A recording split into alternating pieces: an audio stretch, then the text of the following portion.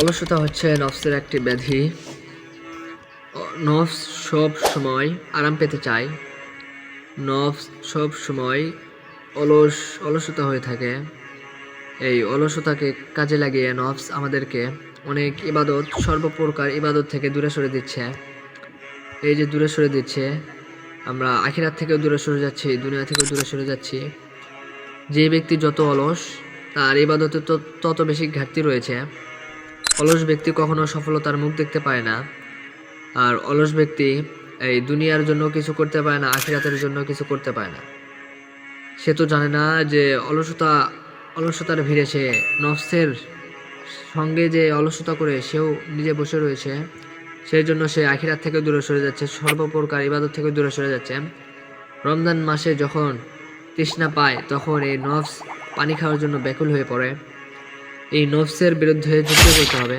একজন অলস ব্যক্তি তার অলসতাকে প্রাধান্য দিয়ে সে ইবাদত বন্দেগী থেকে দূরে সরে যাচ্ছে। সে কি জানে? সে জান্নাতের সুখ থেকে দূরে সরে যাচ্ছে, দুনিয়ার সুখ থেকে দূরে সরে যাচ্ছে। অলসতার কারণগুলো অনেক কারণ রয়েছে। তার মধ্যে একটি রয়েছে, যেমন বলে যে আজকে ফজর থাক, কাল থেকে আদায় করে নিব, এরকমভাবে বলে। আজ চলে যাবে, কাল কখনো আর আসবে না। এটা হলো শয়তানের ধোঁকা, এবং নফস শয়তানের ধোঁকায় পড়ে এগুলো করছে। তাই আজকের কাজ আজকেই করুন। যেমন সকালে উঠে নোট করে রাখবেন যে কী কাজগুলো করবেন, সেই কাজগুলো সেই সময়ে করার চেষ্টা করুন, সেই দিনের ভেতরে করা সম্পূর্ণ করুন।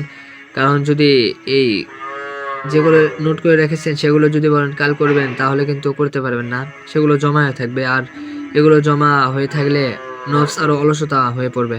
যেভাবে অলসতাকে কাটিয়ে নিজে সহজভাবে চলতে পারবেন, শুরুটা এইভাবে করবেন যে আপনি যদি শুরুটা এইভাবে করেন যে প্রতি বছরে আমি 100টি বই পড়ব, তাহলে 100টি বইয়ের নাম শুনেই আপনি ঘাবড়ে যেতে পারেন, ভয় পেয়ে যেতে পারেন। তো 100টি বই নয়, যেমন মাসে 1টি করে বই পড়ব, দ্বিতীয় মাসে 2টি বই পড়ব, এবং তৃতীয় মাসে এর চেয়ে অধিক বই পড়ব, বা 3টি বা 4টি পড়ব। এরকমভাবে প্রথম দিন যদি আমরা নফল নামাজ 2 রাকাত পড়ি, দ্বিতীয় দিন পড়ব 2 রাকাতই ধরুন পড়লেন, তৃতীয় দিন 4 রাকাত, চতুর্থ দিন 6 রাকাত, এরকমভাবে বাড়বে। এরকমভাবে বাড়লে পরবর্তীতে অলসতাও কেটে যাবে, এবং আপনি বেশি বেশি ইবাদতও করতে পারবেন। 5 ওয়াক্ত নামাজ পড়ুন, আস্তে আস্তে নফল করে পড়বেন, বা কোরআন তেলাওয়াত করবেন 1 পৃষ্ঠা করে বা হাফ পৃষ্ঠা করে। পড়লে 1 লাইন করে পড়ুন, তাও পড়ুন। প্রতিদিন 1 লাইন করে পড়ুন, দেখবেন দ্বিতীয় দিনে 2 লাইন পড়ার ইচ্ছা হবে, তৃতীয় দিনে 3 লাইন, এরকমভাবে 1 পৃষ্ঠা, 2 পৃষ্ঠা বা 1 পারা পর্যন্ত আপনি পড়তে পারবেন। সকালে উঠে আপনি চোখ বন্ধ করে একটু ভাবতে থাকুন যে আপনি ভবিষ্যৎটা কেমন হবে। ভাববেন ভবিষ্যৎটা কেমন হবে, কিন্তু সেই ভবিষ্যৎ আপনার নির্ভর করবে আপনার কর্মের উপর। আপনি যেমন কাজ করবেন তেমন ফল পাবেন।